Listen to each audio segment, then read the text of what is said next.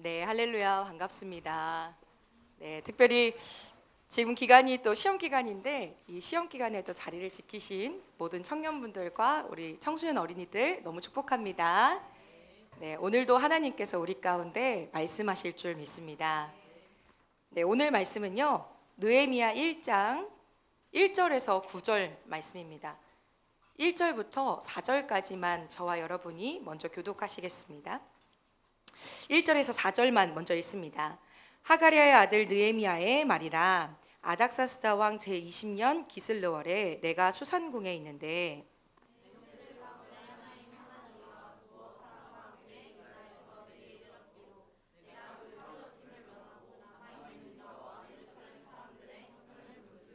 그들이 내게 이르되 사로잡힘을 면하고 남아있는 자들이 그 지방 거기에서 큰 환난을 당하고 능욕을 받으며 예루살렘 성은 허물어지고 성문들은 불탔다 하는지라.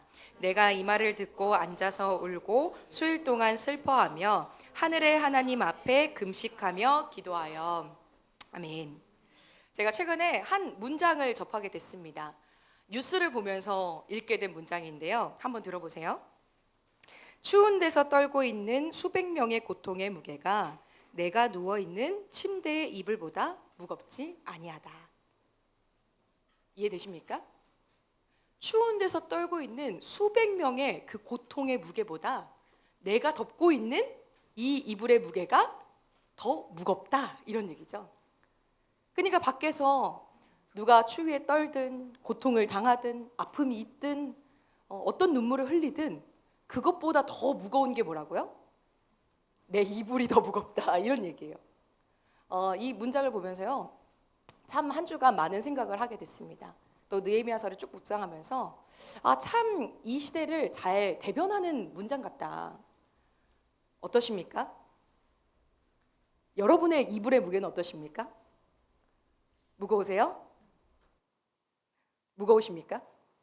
저 밖에서 울고 있는 영혼들, 춥고 떨고 반드시 도움이 필요한 그런 지체들이 우리 가운데 늘 있습니다. 그런데 내 이불 안에 있는 그 안락함, 행복을 버려두고 나가는 게 더 힘들다는 거예요.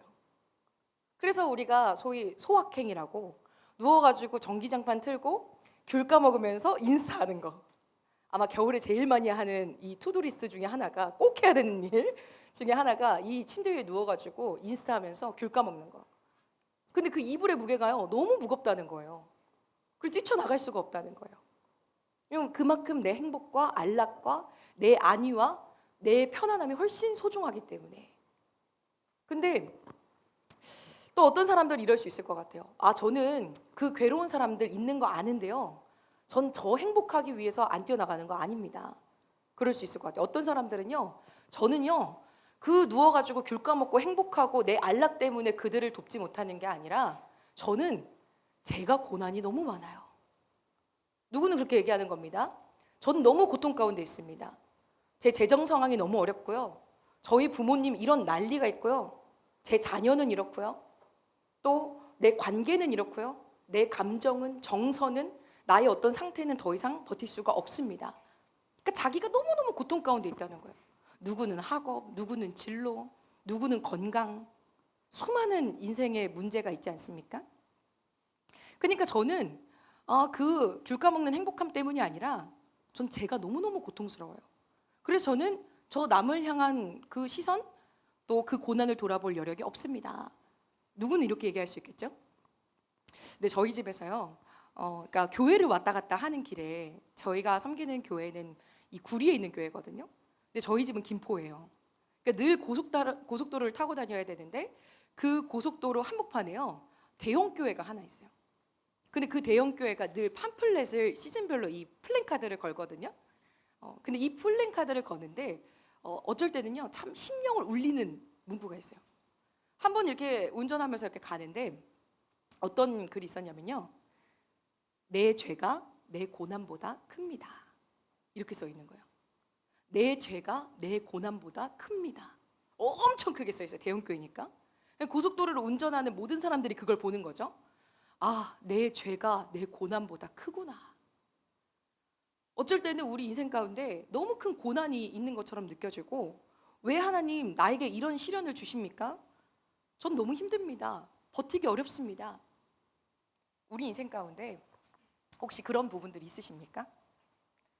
내가 지금 가장 힘들어하는 것, 내가 가장 어려워하는 것.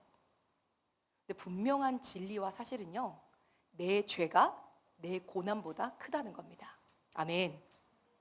내가 어떤 고난을 겪든지 그것보다요, 내 죄가 훨씬 크다는 거예요. 근데 그 죄를 우리 예수께서 사하셨습니다. 아멘. 그러니까 주님 앞에요, 감히 우리가 이것이 고난입니다, 지금 힘듭니다, 저는 제가 소중합니다, 얘기할 수가 없는 거죠. 정말로 십자가를 직면하면요, 그 십자가에 못 박혀 죽으신 우리 예수님을 날마다 바라보면요, 그 앞에서 감히 내가 지금 제 경제가 힘듭니다, 내 어떤 가정이 힘듭니다, 건강이 어렵습니다, 그렇게 얘기하기가 쉽지 않다는 겁니다. 근데 우린 늘 뻔뻔하게 얘기하는 거죠. 어쩔 때는 저기 아픈 지체가 있든 저 민족에 어려움이 있든 기도한 것처럼 파키스탄에 정말 큰 기도 제목이 있든 내 이불이 더 무겁고 나오기가 싫고 또 내 고난이 더 무겁고, 그래서요, 사실 진짜 기도해야 되고 진짜 필요가 있는 그곳을 보지 못할 때가 많습니다. 근데요, 이런 시대의 풍조 속에서 하나님께서는요, 찾으시는 리더가 있습니다. 하나님이 원하시는 사람이 있으세요. 그 사람들은 늘 준비되는데 아시다시피 늘 새로운 시대는 옵니다. 새로운 시대는요, 딱 오다가 딱 끝나고 다음 시대 시작, 딱 끝나고 다음 시대 시작, 이게 아니라요, 늘 시대는요, 쭉 가는 와중에 이 시대가 저물기 전에 새로운 시대가 먼저 준비됩니다. 그리고 또 그 시대가 쭉 가다가 그 시대가 저물기 전에 또 새로운 시대가 준비가 됩니다. 그래서 하나님은요, 그 시대에 맞는 리더들을 세우십니다. 그래서 늘 사람을 부르세요. 우리 이 성경책이 다 사람 얘기잖아요. 그래서 오늘 우리가 느헤미야서를 볼 건데요, 이 시대의 풍조 속에서 남을 돌아보지 않고 또 하나님의 음성보다 내가 더 소중한 이 시대의 풍조 속에서 하나님은 과연 어떤 사람을 찾고 계시는가, 우리 좀 말씀을 통해서 보길 바랍니다. 오늘 본문인데요, 1장 1절과 2절에 이렇게 시작합니다. 하가랴의 아들 느헤미야의 말이라. 느헤미라는 사람이 이제 하가랴의 아들인데 자기가 1인칭으로 쓴 거죠. 지금 아닥사스다 왕 제20년 기슬르월에 내가 수산 궁에 있는데, 이렇게 시작해요. 우린 사실 이 배경을요, 조금 알 필요가 있습니다. 이 느헤미야서는요, 사실 에스라랑 같은 책입니다.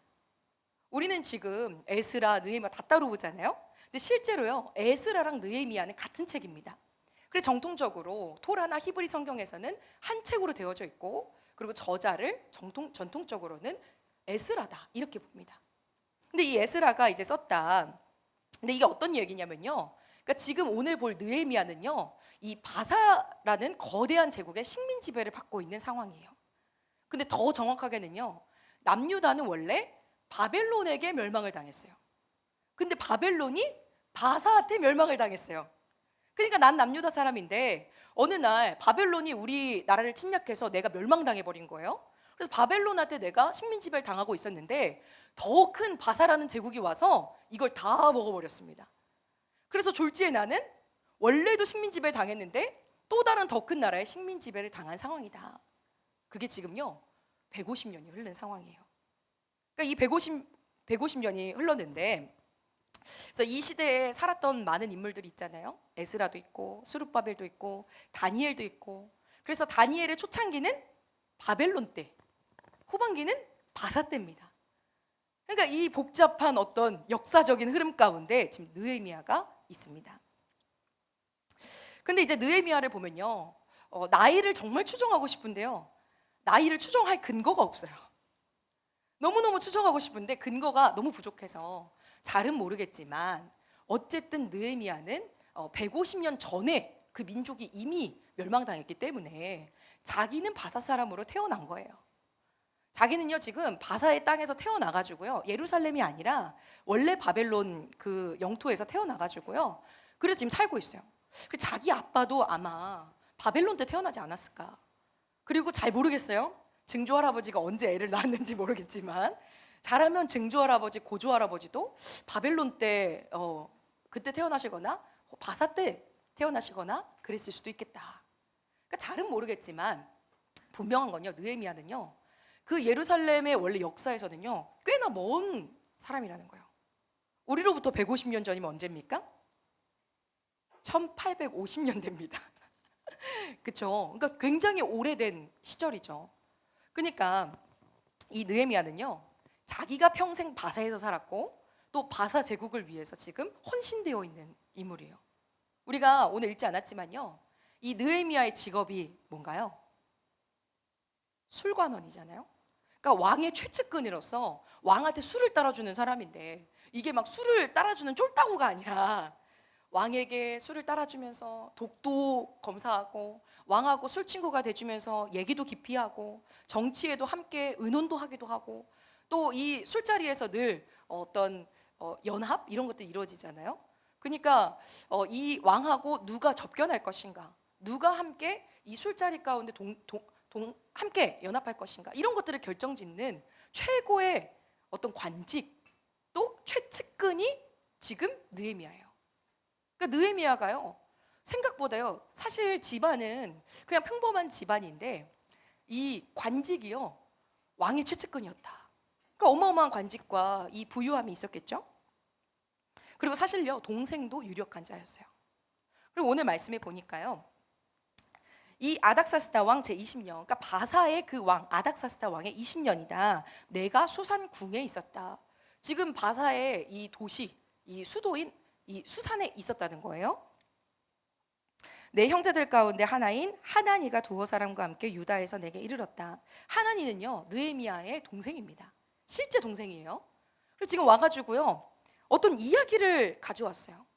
근데 여기 보면요, 2절에 보니까요, 내가 그 사로잡힘을 면하고 남아있는 유다와 예루살렘 사람들의 형편을 물은즉, 이렇게 시작합니다. 그러니까 하나니가요, 왜 바사에 살다가 저 예루살렘까지 가냐, 많은 어떤 추측들이 있을 수 있겠죠. 근데 나중에 하나니는요, 예루살렘 총독을 겸하기도 합니다. 또 하나니는요, 이런 것도 있어요. 이 역사적인 것들이 많이 복잡하지만 한 가지의 가설 중에 하나는 당시 예루살렘에서 이집트와 바사의 싸움이 있었다, 이렇게 보기도 합니다. 그러니까 이집트가요, 그 예루살렘에 있는 사람들하고 짝짝꿍 해가지고 우리 바사의 이 통치권 안에서 벗어나 보자, 이런 세력들이 있기도 했다. 그런 전쟁이 있기도 했다. 그래서 왠지 모르겠어요, 그 전쟁을 좀 조용히 시키려고 파견을 받은 건지 어떤 건지는 모르겠지만 느헤미야의 동생이 예루살렘을 갔다가 온 상황입니다. 근데 이 둘 다요, 150년을 이미 그 역사 가운데 멀어진 시간 동안 바사에서 태어나서 바사에서 자랐어요. 근데 이 느헤미야가 먼저 뭐라고 하냐면요, 물어봐요. 말씀을 보니까 그 사로잡힘을 면하고 남아있는 유다 사람, 예루살렘 사람들의 형편을 물었다. 그러니까 막 동생이 오니까 뭐라고 했어요? 그 사로잡힘을 면했던 그 유다 사람들 어떻게 됐어? 예루살렘 사람들 어떻게 됐어? 이렇게 물어보는 거예요. 그게 왜 궁금했을까요? 자기는 여기서 늘 잘 살고 잘 먹고 고위관직을 누리면서 풍요를 누리고 있는데, 딱 그 동생이 오자마자 묻는 게 뭐냐면요, 거기 있는 그 사람들 어떻게 됐어? 이거예요. 예루살렘은 어떻게 됐어? 그래서 뭐라 합니까? 그 사로잡힘을 면하고 남아있는 자들이 그 지방 거기에서 큰 환난을 당한다. 능욕을 받으며 예루살렘 성은 허물어지고 성문들은 불탔다 하는지라.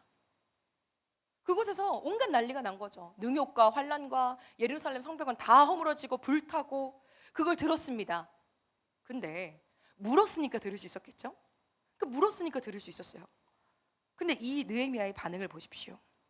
느헤미야는요, 이 말을 듣고 앉아서 울고 수일 동안 슬퍼하며 하늘의 하나님 앞에 금식하며 기도하여. 느헤미야의 반응은요, 이 말을 듣고요, 앉아서 우는데 다른 번역에 보면 뭐라고 표현이 되냐면요, 주저앉아서 울다, 이렇게 돼 있어요. 그러니까 이 말을 들었어요. 예루살렘 그 사람들 지금 너무 고통 가운데 있어. 환난당하고 있어. 그리고 성 다 불탔어. 그 말 들으니까 어떻게 돼요? 마치 세상이 무너진 것처럼 자기가 주저앉아가지고 울기 시작하는 거예요. 그러면서 울면서 수일 동안 슬퍼하더라. 그 소식 때문에 몇 날 며칠을 아파하고 슬퍼하면서 밥도 안 먹고 금식하면서, 밥이 안 넘어가는 거겠죠. 그러니까 곡기를 끊는 그 애절함으로 지금 기도하더라. 이게요, 느헤미야라는 리더의 탁월성입니다. 그 민족의 아픔이요, 자기 아픔과요 무관할 수도 있거든요. 나는 여기서 지금 150년 이상이 시간이 지났고 나는 그게 관심 없을 수도 있는데, 느헤미야는요, 그 민족의 아픔, 예루살렘의 황폐함이 자기의 황폐함, 자기의 아픔, 자기의 무너짐으로 다가오니까 주저앉아서 우는 겁니다. 그래서 수일 동안 밥을 끊으면서 울면서 기도했죠. 근데 이 새 시대를 위한 리더는요, 첫 번째 전략이 이겁니다. 이 어떤 리더들이 준비가 되어야 되냐? 첫 번째는요, 울며 기도하는 리더가 필요하다. 울며 기도한다. 정말 내가 그 아픔이 내 아픔이 돼서 주저앉아서 엉엉 울고 며칠을 금식할 만큼 그 아픔이 내 아픔인 그 울며 기도하는 리더가 필요하다. 최근에 하나님 앞에 울며 기도해 보셨습니까? 언제 마지막으로 하나님 앞에 우셨어요? 언제 마지막으로 기도하셨어요는 묻지 않아도 되겠죠? 언제 마지막으로 기도하셨어요? 이건 묻지 않아도 되겠죠? 근데 내가 울면서 기도하고 금식하면서 기도하고, 근데 그 이유가 무엇이었습니까? 내가 기도하는 이유, 곡기를 끊을 만큼 나를 간절하게 만드는 게 뭡니까? 내 이유인가요? 아니면 고통받는 누군가를 위한 것인가요? 나의 필요를 위한 것인지, 아니면 저 고통받는 누군가를 넘어서 민족을 위해서 울며 기도해 보셨습니까? 최근에 정말 저 파키스탄 보면서 가슴 치고 울며 계십니까? 이팔 보면서, 태국 보면서, 아프간, 이란 보면서 울고 계십니까?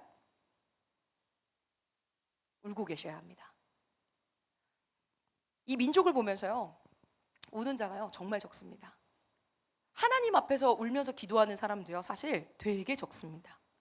주님 앞에서 울며 부르짖을 만큼 간절하게 기도하는 사람도요 너무너무 적어요. 근데 내 필요, 저 재정 채워주세요, 저희 가정 이거 뭐 해주세요, 제 진로, 제 부르심, 저의 어떠한 것 말고 남을 위해서 울면서 기도하는 사람은 더 적습니다. 내 눈앞에 있는 지체를 위해서 울기도 쉽지 않은데 저 민족 위해서 기도하십니까? 우십니까? 울고 기도하면서. 이 느헤미야가 하루아침에 그 마음이 생겼겠어요? 갑자기 딱 들으니까 갑자기 그때부터 마음이 막 움직여가지고 주저앉아서 울기 시작했겠습니까? 느헤미야가요, 그 소식을 들었을 때 자기의 황폐함처럼 받아들이고 울며 기도한 건요, 그가 늘 기도했기 때문입니다. 그가 날마다 기도했을 거예요. 자기는요 이미 우리 민족이 끝나버린 것 같고 150년이 지난 것 같지만 자기는 기도했습니다. 왜 기도했을까요? 느헤미야는요 말씀을 알았습니다. 느헤미야는요 말씀을 알았어요. 8절 9절에 보면요 뭐라고 합니까? 옛적에 주께서 주의 종 모세에게 명령하여 이르시되 만일 너희가 범죄하면 내가 너희를 여러 나라 가운데 흩을 것이요 만일 내게로 돌아와 내 계명을 지켜 행하면 너희 쫓긴 자가 하늘 끝에 있을지라도 내가 거기서부터 그들을 모아 내 이름을 두려고 택한 곳에 돌아오게 하리라 하신 말씀을 이제 청하건대 기억하옵소서. 아멘. 느헤미야는요 말씀을 알았습니다. 우리 민족이 범죄하여서 다 흩어졌습니다.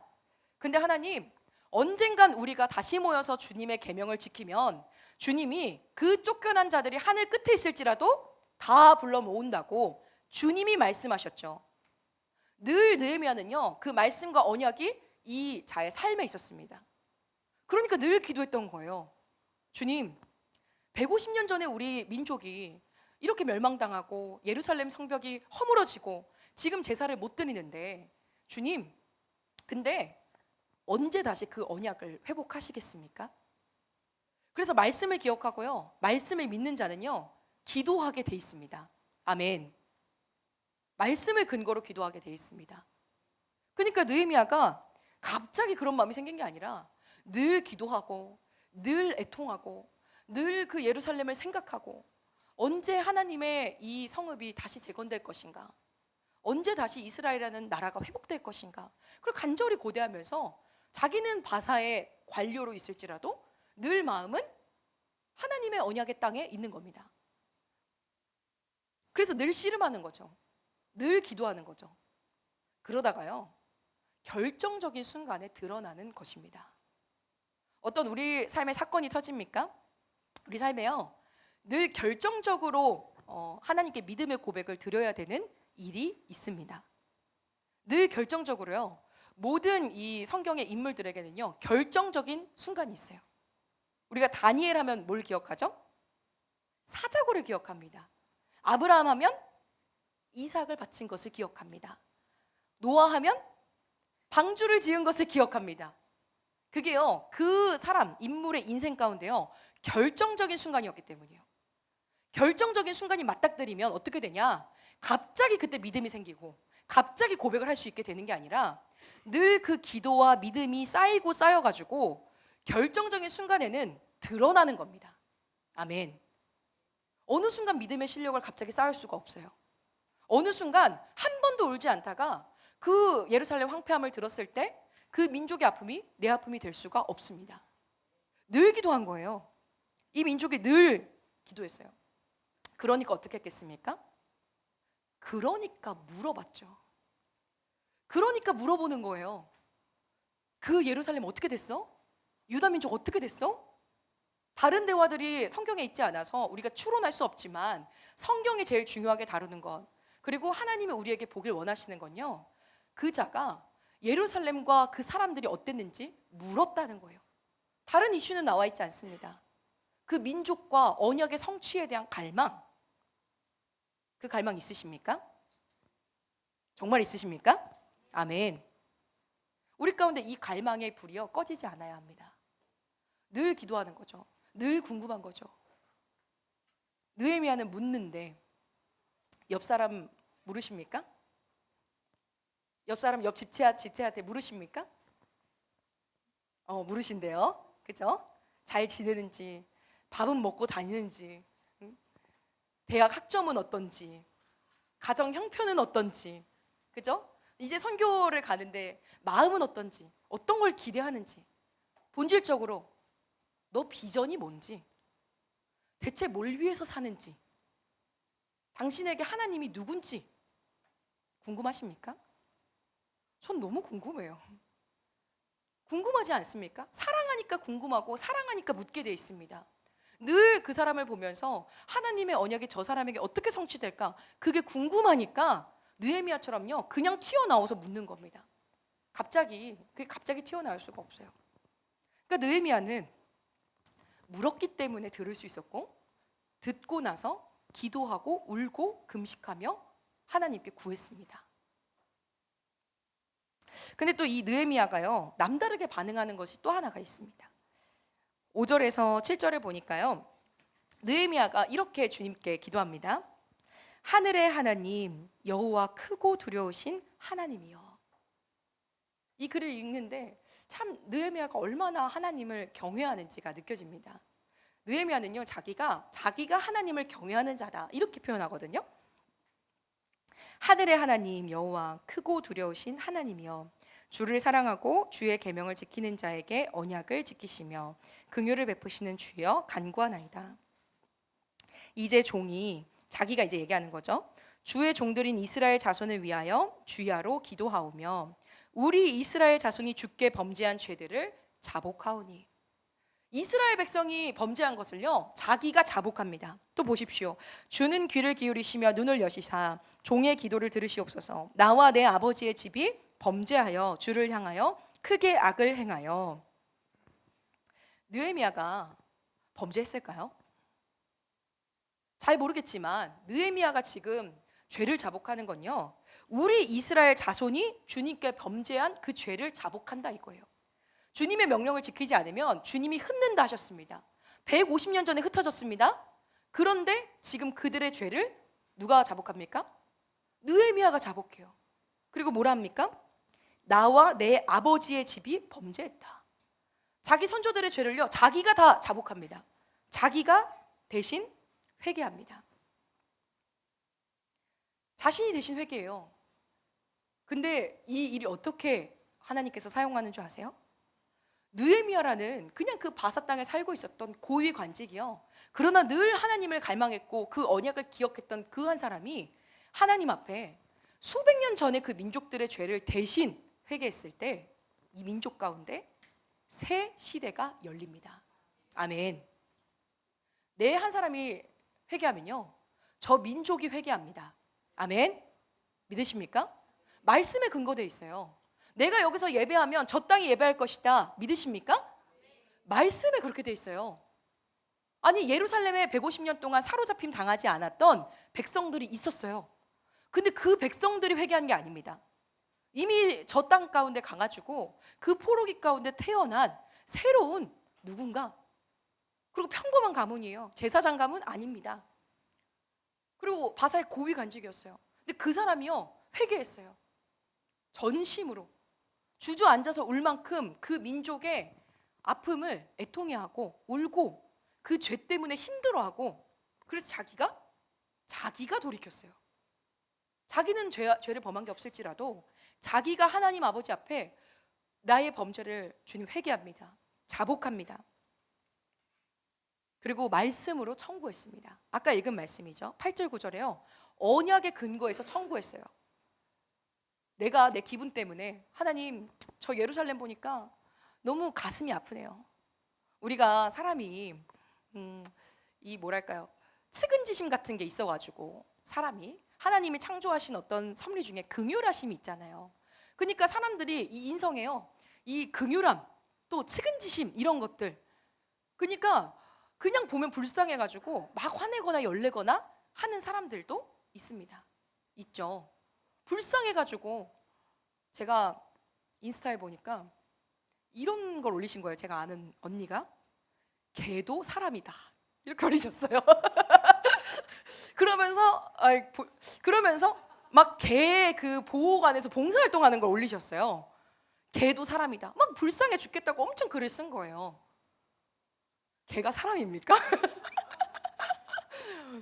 너무 이거는 어떻게 받아들일 수가 없겠더라고요. 개도 사람이다. 개가 사람이 아니잖아요. 개가 개니까 개잖아요. 사람은 사람이니까 사람이고, 그렇죠? 캥거루는 캥거루니까 캥거루고. 근데 이거를 막 뒤집어 버리는 이 논리 근거가 뭡니까? 자기가 불쌍하거든요.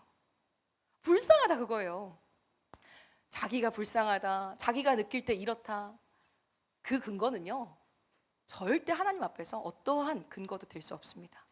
내 감정, 내 기준, 내 감정, 내 법대로 하는 걸 뭐라고 하냐면요, 무법이다 이렇게 얘기해요. 무법이다. 마지막 때에 사랑이 식어진다고 하잖아요.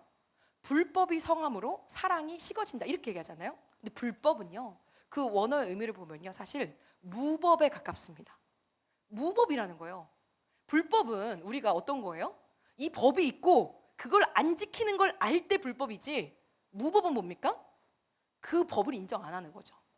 왜냐면 나는 이 법, 나는 빨간불에 건널 거야, 나는 노란불에 건널 거야, 나는 파란불에 뛰어갈 거야. 다 각자의 법이 있습니다.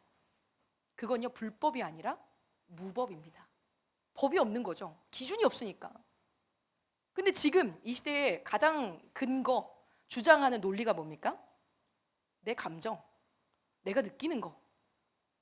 근데 지금 느헤미야가요, 울고 주님 앞에 기도하는 것의 근거는요, 자기가 그 민족에 애통하다 이 얘기가 아니에요. 말씀해 보니까 주님이 이렇게 말씀하셨잖아요. 주님 언약하셨잖아요. 주님이 우리가 범죄하면 흩겠다 하셨지만 우리가 다시 계명을 지켜 행하면 하나님 그 하늘 끝에 있을지라도 거기서부터 거기까지 다시 택한 곳에 돌아오게 하리라 하셨잖아요. 주님, 청하건대 그 말씀 기억하십시오. 말씀의 근거에서 기도하는 거예요. 말씀의 근거에서요, 청하는 겁니다. 말씀의 근거에서요, 하나님께 이루어 주십시오 하는 겁니다. 이게요, 느헤미야의 탁월한 전략입니다. 느헤미야서를요 쭉 읽어보십시오. 느헤미야는요 늘 기도합니다. 진짜 늘 기도해요. 하나님 아버지께 기도하고, 아닥사스다 왕이 묻습니다. 그쵸? 네 얼굴에 왜 이렇게 수심이 가득하냐? 사실 거의 그러면 죽을 수도 있는 거 아닙니까? 왕 앞에서 술 따르는 하인이 지 막 근심돼가지고 그러면 되겠습니까? 아, 회사에서도 야, 네 표정 뭐야 이렇게. 그런데 왕 앞에서 술 따르는 그 관료가 자기 근심이 있으면 안 되죠. 자기 수심이 있으면 안 되죠. 근데 왕이 물어봐요. 그러니까 정말 최측근이고요. 신뢰를 받았던 것 같아요. 네가 병이 없는데 왜 아프냐? 근데 이 기도하던 자가요, 타이밍을 놓치지 않습니다. 기도하는 사람은요, 타이밍을 놓치지 않습니다. 그래서 말하죠. 나의 그 성벽이 다 허물어졌는데 제가 어떻게 근심이 없을 수 있습니까? 되게 담대합니다. 왕이 말합니다. 무엇을 원하냐? 그때 하늘의 하나님께 목도하고 이르되, 그렇죠? 그 순간 목도하고 바로 이야기합니다. 하나님 아버지를 경외하기 때문에 주님께는 기도하지만 담대하게 청구합니다. 제가 예루살렘 다녀오겠습니다. 그리고 더 나아가서 어떤 것들도 청구합니까? 내가 통행할 수 있는 통행증 주십시오. 조서를 내려주십시오. 또 뭐도 달라고 합니까? 성벽 재건해야 되니까 나무도 좀 주세요. 엄청 담대하죠? 이게요, 기도하는 자들의 영성입니다. 기도하기 때문에 타이밍을 놓치지 않습니다. 그리고 분명하게 하나님이 원하시는 것을 말하고요, 담대하게 언약의 근거에서 청구할 수 있습니다. 왜냐면 느헤미야가 자기가 하고 싶은 거 하는 게 아니잖아요. 자기가 하고 싶은 거 하면 안 들어주시겠죠. 그래서 조서도 받고 나무도 받고, 그러니까 정말 현실에 뿌리 박은 그 리더십. 기도만 한 것도 아니에요. 담대하게 그때 하나님이 주시는 그 메시지, 비전 딱 정해가지고요, 주님이 길을 열어가시는 걸 보는 겁니다. 그러니까 이 느헤미야가요, 이 새로운 시대의 리더로 쓰임 받았던 겁니다. 하나님의 타이밍을 알아서 하나님께서 지금 막 새 시대를 여실 때, 이 완전히 지금 성벽이 허물어져 있고, 사실은 이제 150년이 지났으니까 100년 전에요, 수룹바벨이라는 사람이 이 예루살렘에 가서요, 성전을 재건했어요. 100년 전. 느헤미야 입장에서는요, 100년 전에 성전을 재건했어요. 수룹바벨이라는 사람이. 그 이름 뜻도 뭐냐면요, 바벨론에서 태어난 자, 이게 수룹바벨 뜻이에요. 그 사람도요, 수룹바벨도요, 바벨론에서 태어났어요. 부르심을 받아서 갔어요. 근데 성전을 짓는다는 것은 종교적인 어떤 의미가 될 수 있잖아요. 우리가 제사를 지내려고 합니다. 이게 우리 유대 민족의 민족성입니다. 이럴 수 있는데 그 100년이 지나고 난 뒤에도요, 여전히 예루살렘은 식민 지배를 당하고 또 황폐해져 있는 겁니다. 왜냐면요, 성벽을 재건한다는 것은요, 다른 일이기 때문이에요. 성전을 재건한다는 것은 내가 제사를 좀 드리겠습니다, 하나님을 좀 예배해야 되겠습니다, 이거라면요, 성벽은 무엇입니까? 안위의 문제예요. 안위. 우리의 어떤 도시, 성읍을 지어가지고요, 우리 민족의 정치적인 부분들, 군사적인 부분들, 이런 것들이 있는 게 성읍을 재건하는 거란 말이에요. 그러니까 산발락과 도비아가 일어나서 계속 뭐라 했어요? 니네가 왕을 대적하려고 하냐? 니네끼리 성벽 치고 니네끼리 잘 살려고 하냐? 전쟁했을 때 막을 수 있는 게 성벽이잖아요.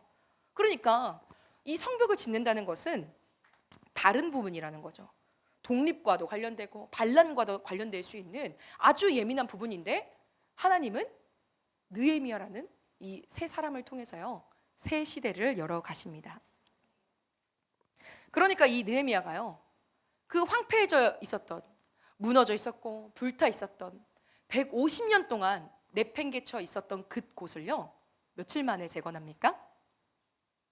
52일 만에 재건합니다. 52일. 그리고 막 공격들이 있었죠. 그래서 어떻게 했어요? 한 손은 일하고요, 한 손은 병기를 잡아가면서까지 했어요.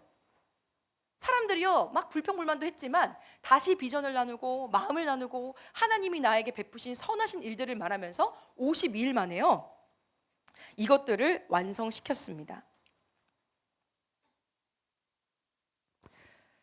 말씀을 한 구절 더 보기 원하는데요, 느헤미야 5장 15절에서 16절 말씀입니다. 느헤미야 5장 15절에서 16절 말씀. 이 느헤미야가 울면서 기도하는 사람이었더라면 또 하나는요, 굉장히 현실적인 사람이었다는 거예요. 15절에서 16절 함께 있습니다. 나보다 먼저 있었던 총독들은 백성에게서 양식과 포도주와 또 은 40세겔을 그들에게서 빼앗았고 그들의 종자들도 백성을 압제하였으나 나는 하나님을 경외함으로 이같이 행하지 아니하고 도리어 이 성벽 공사에 힘을 다하며 땅을 사지 아니하였고 내 모든 종자들도 모여서 일을 하였으며. 아멘. 이 느헤미야가요, 이제 바사 왕에게 허락을 받아서요 예루살렘의 총독으로 갑니다. 근데 늘 총독은요 그곳에서 녹을 먹습니다. 그렇겠죠. 그곳에서 돈을 받거나 쌀을 받거나 물질을 받아가지고 자기가 생활을 한단 말이에요. 15절에 보니까 나보다 먼저 있었던 총독들은 백성에게서 양식과 포도주와 은 40세겔을 빼앗았다. 종자들도 백성들을 압제했다. 총독들의 종도 백성을 압제했다는 거예요. 그러니까 총독들의 종보다도 낮은 자들이 누굽니까? 예루살렘 사람들, 이스라엘 사람들, 그 하나님의 백성이요 그렇게 압제받고 핍박받고 있었어요.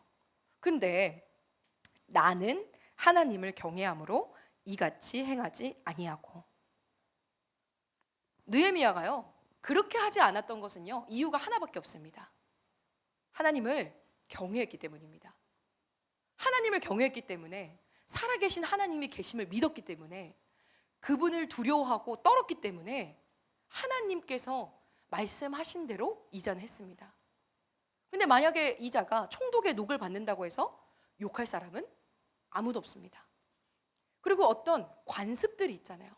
관습적으로는 이 정도의 불법은 괜찮습니다 하는 것들이 이 세상에요 많습니다. 근데 느헤미야가요 그렇게 했어도 사실 욕 안 먹었을 거예요.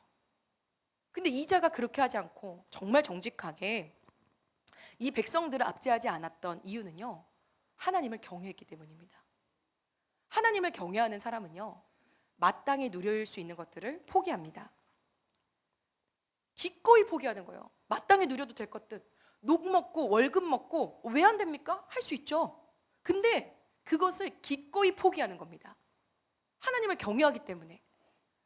내가 이 정도는 좀 누려야 되겠고, 내가 이 정도는 인정을 받아야 되겠고, 대접을 받아야 되겠고, 내 삶의 안위가 이 정도는 좀 됐으면 좋겠고, 우리 집에 차는, 아이는, 부모는, 내 스펙은, 내 학점은, 나의 어떤 인간관계는, 이 모든 영역에서요 우리에게 사실은요 마땅한 것은 없습니다. 하나님 앞에서 우리가 마땅한 게 있습니까? 진짜 마땅한 게 뭔지 아세요? 진짜 마땅한 건요 나라는 죄인이 죽는 게 마땅합니다. 죄의 삭은 사망이기 때문에 나라는 죄인이 죽는 게 마땅합니다. 주님이 나를 살려주시는 게요 마땅한 게 아니에요. 하나님의 은혜가요 마땅한 게 아니에요. 하나님이 은혜를 베푸시는 건 진짜 말 그대로 은혜, 값없이 주어지는 은혜인 거지 내가 주님 앞에 마땅히 요구할 게 없습니다. 우리 특별히 헌신하신 지체들은 이 얘기 많이 들으실 겁니다. 그렇게까지 해야 되냐? 그런 대접 받아야 되냐? 그런 대접이 뭡니까? 저는 원래 죄인이어가지고 지옥 받을 대접 받아야 되는데요. 저는 원래 지옥 갈 그 대접이 제 대접이에요. 그게 원래 우리의 값이에요. 우리의 죽음의 값. 늘 사역자들이 얘기하는 것들이 있습니다. 특별히 우리 청년 사역자들이 그런 얘기하는 거 사실 많이 들었어요. 전도사들, 사역자들 중에서 나는 사례비를 얼마큼 받는다 막 이런 얘기들 하거든요. 난 얼마큼 받고 저를 얼마나 많이 괴롭혔는지 몰라요. 제가 20대 더 중반 때 이 정도는 받아야 되지 않냐며, 막 이 정도는 대접받아야 되지 않냐며. 그런 게 어디 있습니까? 주님이 구원해 주신 것만으로도 이미 나는 모든 것을 다 얻었는데 내가 이만큼 대접받아야 되고 이만큼 사례비 받아야 되고 그건 너무하네 어쩌니. 정말 새벽기도 하면 안 된다 이렇게 전도사들이 막 얘기한대잖아요. 새벽기도 하면 안 되고 그러면은 월급을 더 줘야 되고. 그걸 뭐라고 합니까? 삭군이라고 해요. 삭군. 그럼 월급쟁이 하십시오. 그걸 월급쟁이라고 하는 거예요. 제가 어제 그제 우리 청년들 그 선물을 좀 준비하고 있었어요. 청년 리더십 스쿨 때문에. 근데 이제 제 남편이 간사들 거를 계속 같이 선물하자는 거예요. 그래서 제가 간사들은 한 것도 없잖아 이렇게 말했어요. 간사들은 한 것도 없는데 왜죠? 그랬더니 그러니까 은혜지. 이렇게 얘기하는 거예요. 그러니까 은혜지. 원래 선물은 그냥 받는 거야. 그러니까 은혜지. 내가 뭘 이래가지고 노동의 대가로 월급처럼 받는 게 아니라 선물은 그냥 값없이 받는 거라는 거예요. 저는 막 아니 근데 그 돈을 아껴가지고 청년들을 더 줘야지 왜 간사들을 주냐. 막 그러면서 약간 결국에는 따랐는데 제가 그 은혜를 맛보게 하기 위해서 그 선물을 제가 따랐는데 너무 제가 딱 맞았어요. 정말. 그러니까 은혜지. 선물은 값없이 받는 거라는 거예요. 만약에 내가 그만큼 일해가지고 그 노동의 대가로 선물을 받거나 그만큼 일해가지고 월급을 받거나 그 사기잖아요. 사꾼. 근데 우리가 주님 앞에요 정말 마땅한 게 없다는 거예요. 내가 이 정도 대학 나왔고 이 정도 외모고 이 정도 집안이고 이 정도 실력이 있기 때문에 내가 이 정도 대우를 받아야 한다? 난 이 정도 사역을 해야 된다? 나는 이 정도의 어떤 형편이 갖춰지는 삶을 살고 싶다? 죄송하지만 그런 건 없습니다. 주님 앞에 그런 것은 없습니다. 하나님이 늘 사용하시는 시대의 리더는요 그 마땅한 것을요 기꺼이 포기하는 겁니다. 그게 얼마나 멋진 인생인지 아십니까? 그것만큼 값진 인생이 없습니다. 비전 있는 사람들을 만나보세요. 하나님 앞에 인생을 그냥 드린 사람들 눈이 빛나지 않습니까? 그들에게요 돈이 있어서도 아니고 건강이 있어서도 아니고 관계나 인맥의 풍성함이 있어서도 아닙니다. 그들에게는요 하나님이 계십니다. 우리에게는요 하나님이 계십니다. 우리에게는 이 하나님이 주신 사명이 있습니다. 느헤미야를 보십시오. 16절에 도리어 이 성벽 공사에 힘을 다하며 땅을 사지 아니하였고 내 모든 종자들도 모여서 일을 하였으며. 예루살렘에 온 목적 자체가 뭡니까? 부르심을 받아가지고요 사명이 있었어요. 성벽을 재건해라. 뭔 뜻입니까? 예루살렘을 회복하는 그 시작 가운데 하나님이 느헤미야를 사용하셨어요. 예루살렘을 회복시킬 거야. 성벽을 다시 만들어. 다시 성읍을 내가 세울 거야. 다시 이 나라를 모을 거야. 백성을 모을 거야. 그 시작이에요. 지금 느헤미야가 있습니다. 그래서 땅도 사지 않고요 다른 일들도 하지 않고요 압제나 자기 누릴 것 다 포기하고요 뭐 했냐? 도리어 이 성벽 공사에 힘을 다했다.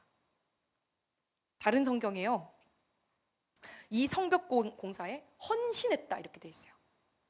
이 새로운 시대를 감당하는 리더의 특징 두 번째는요 울며 기도하는 것, 그 다음은요 헌신하는 겁니다. 근데 어떻게 헌신하냐?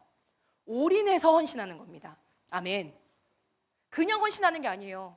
내 손가락만 헌신하고 발가락만 헌신하고 머리만 헌신하고 그게 아니라요 내 온 삶을 헌신하는 겁니다. 그래서 어떻게 합니까? 총독과 그 본인도요 종들도요 다 그 일을 했어요. 이 총독 자기도요 그 성벽을 재건하는 것에 온 힘을 쏟았습니다. 지시만 해도 되잖아요. 그리고 어떻게 합니까? 자신의 종들도 다 그 일을 했어요. 자신이요 먼저 그 사명과 비전에요 살아냈습니다. 그러니까 그 종들이 뭡니까? 재산이잖아요. 사실 재산. 이 시대에는 종이 재산이잖아요. 자기 재산을 썼어요. 우리 재산을 써서요 우리 돈을 써서요 하나님께 헌신하는 겁니다. 아멘. 우리 체력을 써서요 우리 감정을 써서요 내 모든 수단과 방법을 가리지 않고요 나의 모든 것을 써서요 하나님께 헌신하는 겁니다. 아멘. 그게 옳습니다. 말씀이 우리에게 가르칩니다. 말씀이 우리에게요 요구합니다. 근데 이 시대가 제일 못하는 게 이것 아닙니까? 자기 재정 아까워하고 자기 힘쓰는 거 아까워하고 목숨 아까워하고 자기의 감정을 못 이기고 필연적인 이유, 기준이 뭐라고 하냐면요 자기라는 거예요. 너무 무수히 많은 청년들을 만납니다. 너무너무 마음이 아파요. 늘 기준이 뭐냐면요 자기예요. 제가 어떤 질문을 던졌을 때 꼭 그렇게까지 해야 되겠니? 꼭 그래야만 하니? 라는 질문을 던졌을 때 네 라고 대답을 합니다. 왜? 자기가 힘들어서래요. 제가 힘들어요. 제가 어려워요. 저 그렇게까지 버티면서 살고 싶지 않아요. 근데 그게 어떤 것들인 줄 아세요? 정말 저 민족까지 가가지고 내가 순교해라 이런 걸 얘기한 게 아니라 너 끝나고 청소 좀 같이 하고 가자. 이때 이렇게 얘기했어요. 너 끝나고 같이 좀 청소 좀 하고 가자. 다 청소하는데 안 된다는 거예요. 자기는 반드시 가야 된다는 거예요. 왜요? 내가 힘들어서. 그리고 저한테 얘기하는 거예요. 정말 제가 그렇게까지 버티면서 살아야 되나요? 아니, 청소 하나 하자고 5분만 하고 가자고 한 거예요. 근데 죄송하지만 그분들이요, 정말 진지해요. 정말 그렇게 믿어요. 어쩌면 우리도 그런 부분 없으십니까? 네, 반드시 그래야 합니다. 나는 반드시 그렇게 해야만 되겠습니다. 기준이 나니까. 마땅한 게 어디 있습니까? 그래서 이렇게 메시지하고 설교하면서도요, 그렇게 살아내지 않는 리더들이 너무 많다. 근데 느헤미야의 그 탁월한 리더십은 뭐냐? 자기가 말하고요, 그렇게 살아냈어요. 자기의 종들도 다 그 일에 헌신시켰고요, 자기도 마땅히 누릴 것들 다 포기하면서 하나님이 주신 사명을 최우선으로 삼아서 자기 인생을 드렸다. 이게 느헤미야의 리더십입니다. 아멘. 말씀을 맺겠습니다. 이 시대가요, 정말 새로운 리더가 필요합니다. 왜냐하면 하나님께서는요, 늘 새로운 시대를 여시기 때문입니다. 우리가 시기적으로도요, 12월입니다. 아마 많은 분들이 한 해를 갈무리하시면서요, 새 시대를, 새 24년도를 준비하고 계실 거예요. 그렇죠? 얼마, 정말 보름밖에 남지 않았습니다.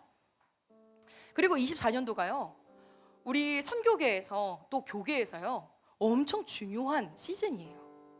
계속 외쳤던 우리가 4차 로잔이 8월에 한국에 온다. 우리는요, 1차 로잔의 그 복음주의의 그 선교의 본질을 기억합니다.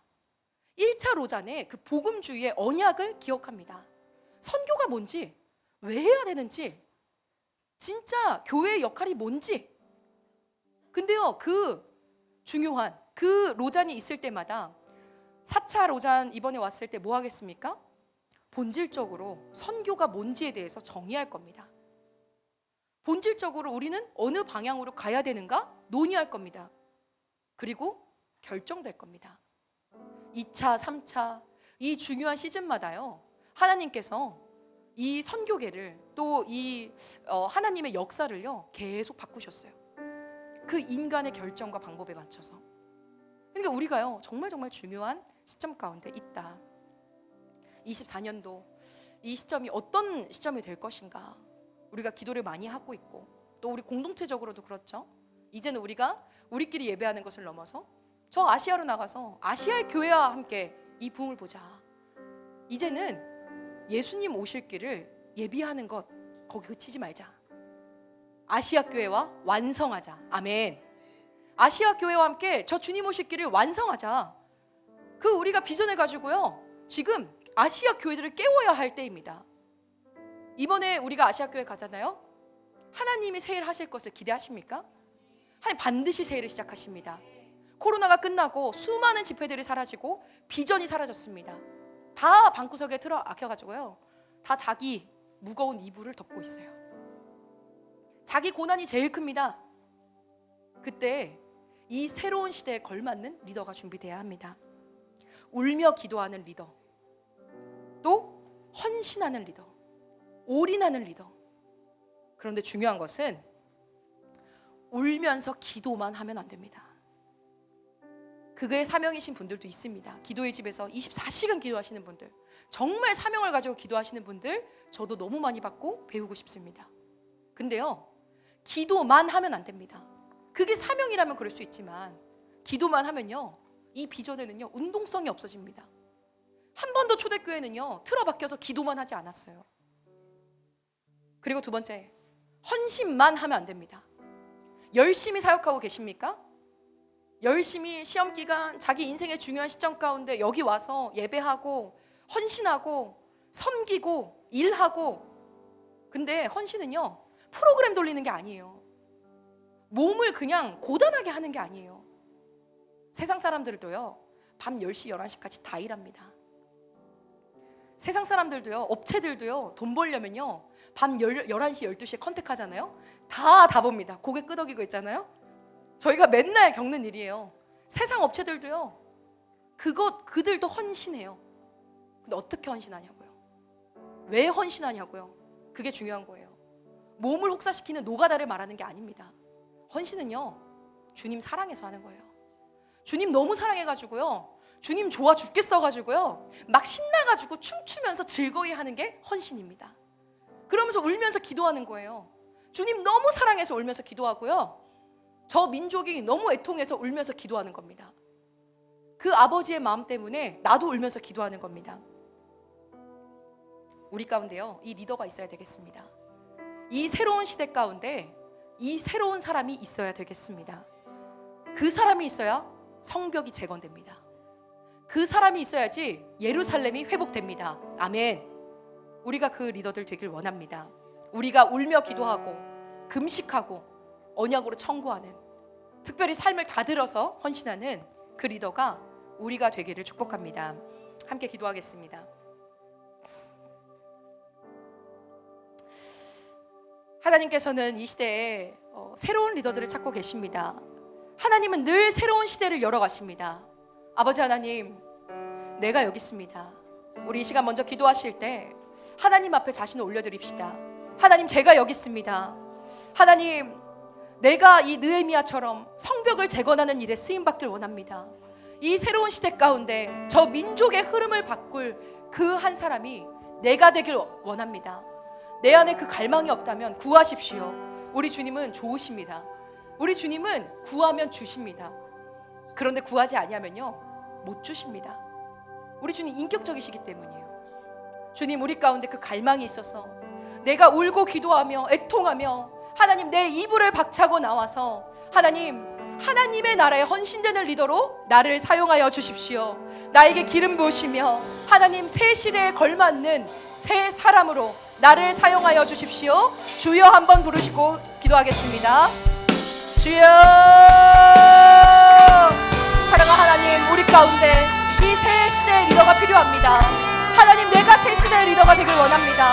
하나님, 우리 가운데 어떤 권위가 있어야 되겠습니까? 하나님, 나는 새로운 시대의 리더가 되기를 원합니다. 하나님 아버지, 내 죄를 자복합니다. 하나님 아버지, 내 죄를 자복합니다. 하나님 아버지, 저 민족의 죄를 자복합니다. 새 시대 하나님 4차 로잔과 언약과 아프간과 이란과 탄자니아와 하나님 카자흐스탄과 저 민족마다 하나님 있어야 될 아버지 그 새로운 일 가운데 나를 사용하여 주십시오. 하나님, 내 마음 가운데 새 마음을 주셔서 울며 기도하는 그 영성, 하나님 헌신하며 올인하는 그 영성, 새 시대를 여는 하나님의 타이밍에 우리가 쓰임받길 원합니다. 하나님, 나를 사용하십시오. 나의 모든 것들을 십자가에 못 박습니다. 나의 모든 것들을 십자가에 못 박습니다. 내 정도, 감정도, 내 안위도, 내 하나님 명예도, 하나님 나의 능력도, 인정받음도, 나의 하나님께 드리지 못한 모든 연합들도 주님 앞에 드립니다. 하나님, 우리 가운데 어떤 것들을 원하십니까? 주님, 새로운 기름 부음을 하십시오. 하나님, 눈물 흘리며 애통해하며 모든 리더들이 나오게 하여 주십시오. 하나님, 더 많은 리더들이 나오게 하여 주십시오. 하나님 아버지, 민족을 위하여 오는 자들이 세워지게 하여 주십시오. 세워질지어다. 저 민족들은 회개할지어다. 저 민족들은 아버지 하나님 우리의 죄로 말미암아 용서하여 주십시오. 하나님, 우리가 회개합니다. 하나님 아버지, 죄를 자복합니다. 애통해하며 기도합니다. 주님 아버지, 하나님 아버지, 하나님 없이 하나님 모든 죄악들, 결국과 짓들, 아버지 하나님의 중요시 여기는 것들, 복음을 가볍게 여기는 모든 것들, 하나님 우리가 회개합니다. 하나님, 우리가 회개합니다. 저희 다시 한번 회개하실 때 하나님, 우리가 우리의 죄를 자복합니다. 우리 이 시간 우리의 죄를 자복하고 또 저 민족의 죄를 대신하여 자복하길 원합니다. 하나님, 저 팔레스타인의 죄가 우리의 죄입니다. 하나님, 잘못했습니다. 하나님, 그 2000년 전에 예수께서 직접 밟으셨던 그 땅 가운데 여전히 교회가 있으나 전도하지 않습니다. 하나님, 그 팔레스타인의 교회의 죄들이 우리의 죄입니다. 주여 용서하십시오. 하나님, 용서하십시오. 하나님, 저 아프간에, 이란에, 베트남에, 태국에, 저 튀르키예의 음란함이 우리의 음란함입니다. 주님, 잘못했습니다. 주님, 우리의 죄를 주님 받아주십시오. 용서하여 주십시오. 모든 열방은 주 앞에 나와 죄를 자복하며 회개할지어다. 모든 열방은 새로워질지어다. 우리가 그 열방의 죄를 대신 자복할 때 주님이 우리를 용서하실 것입니다. 함께 회개합시다. 주여, 아버지 하나님 잘못했습니다. 저 이란의 교만함을 아버지 우리가 하나님 아버지 앞에 자복합니다. 저 이란의 교만함을 우리가 자복합니다. 하나님, 저 탄자니아의 음란함을 하나님 아버지 이스라엘의 교만함을 하나님 우리가 주 앞에 회개합니다. 하나님 아버지, 우리의 것을 드리지 않는 리더들, 이 시대의 악한 폭도들, 파키스탄의 교회가 하나님 서로를 핍박하는 것들, 하나님 복음을 가볍게 여기는 것들, 이 베트남과 태국과 인도 차이나의 교회가 복음의 능력을 무시하는 것들, 하나님 아버지 우리가 회개합니다. 아버지, 그 복음의 능력이 있습니다. 하나님, 복음의 능력이 있습니다. 죄 회개의 능력이 있습니다. 아버지, 잘못했습니다. 하나님, 잘못했습니다. 하나님, 우리의 고난보다 그 죄가 큽니다. 주여 도와주십시오. 하나님, 도와주십시오. 하나님, 우리를 불쌍히 여기십시오. 하나님, 저 느헤미야가 있었던 그 페르시아 참 지금 어떻습니까? 교회가 힘을 잃어서 하나님 복음을 핍박하며 사람을 죽이며 선교사들을 순교하게 만드는 저 페르시아가 하나님 느헤미야가 있었던 땅입니다. 아버지 하나님, 저 인도가 하나님 카자흐스탄이 아버지 하나님 저 수많은 국기들의 요르단과 리비아와 몽골과 하나님 티벳과 하나님 중국과 일본의 모든 교회들이 주여 회개하며 나오게 하십시오. 회개할지어다, 회개할지어다. 주님 아버지, 하나님 아버지, 새해를 시작하실 주님을 우리가 믿습니다. 찬양합니다. 아버지, 우리 가운데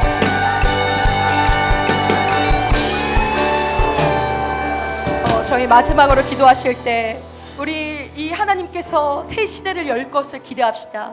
특별히 하나님, 주님께서 새로운 시대를 여실 때 새로운 리더가 필요합니다. 하나님, 이 시대의 자들이 어떻습니까? 피리를 불어도 춤추지 아니하며 하나님 그 고통을 나누어도 울지 않는 세대가 이 세대가 아닙니까? 저 아프가니스탄의 아픔을 보면서도 자기의 이불이 무거워서 나오지 않는 세대가, 사실 너무 이기적인 그 세대가 지금 세대 아닙니까? 하나님, 우리의 고난보다 우리의 죄가 큽니다. 하나님, 이 십자가 앞에 분명히 바로 선 리더들이 세워지게 하여 주십시오. 하나님, 이 시대를 바라보며 하나님 나라를 바라보며 울며 기도하는 자들이 세워지게 하십시오. 헌신하되 올인하며 헌신하되 발 한 짝만 담그고 머리만 담그고 시간만 몸만 들이지 말고 헌신하되 올인하여 헌신하는 리더들이 세워지게 하여 주십시오. 청년 리더들은 세워질지어다. 물이 바다를 덮듯 여호와의 영광이 온 천하에 충만할 때 그 영광을 감당할 리더들이 세워질지어다. 우리 두 손 들고 축복하며 기도합시다. 주여, 하나님 아버지, 새 시대의 리더들을 세워주십시오. 새 시대의 리더들을 세워주십시오. 하나님 아버지, 여호와의 영광의 충만함에 그 영광을 감당할 리더들, 하나님 아버지, 울며 기도하며 애통해하며 자신이 그 황폐함을 위하여 삶을 드릴 수 있는 리더들, 현실에 지극히 뿌리 박은 리더들 세워질지어다. 세워질지어다.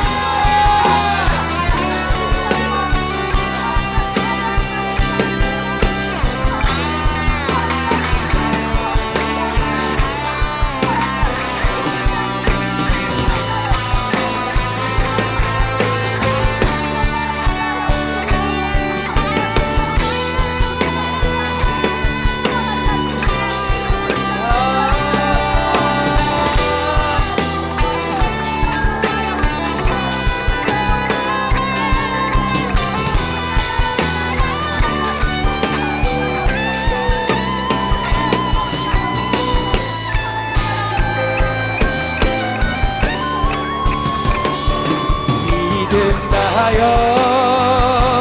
위에 서리라. 하나님의 나라는 무너지지 않으니 믿음나여 그 나라 세워가리라. 주님 곧 오실 때까지 믿음나여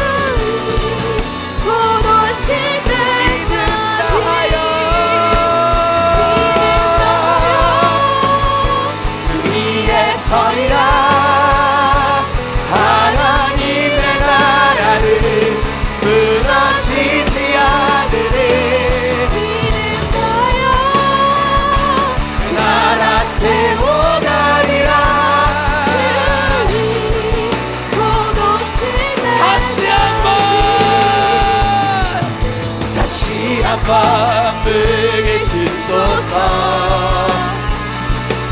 주의 나라가 이 땅에 다시 아멘. 영광을 우리 보게 하소서. 주 예수의 영광 다시 한번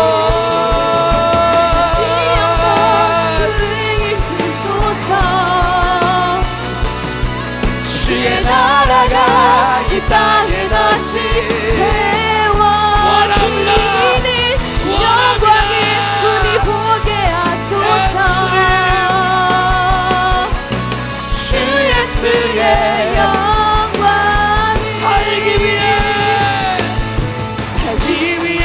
주 따르지 않고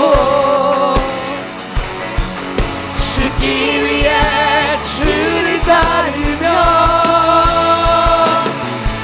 내 가진 것 모두 주를 위해 드리리. 주님의 일 행하시옵소서. 살기 위해 주 따르지 않고 죽기 위해 주를 따르며 내 가진 것 모두 주를 위해 드리리. 주님의 일 행하시옵소서. 간구합니다. 다시 한번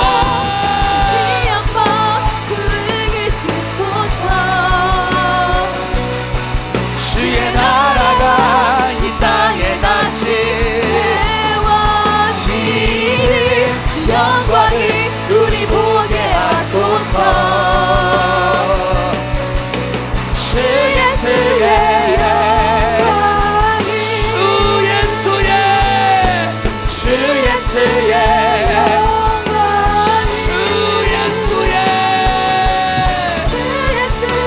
보길 원합니다. 주 예수의 영광을.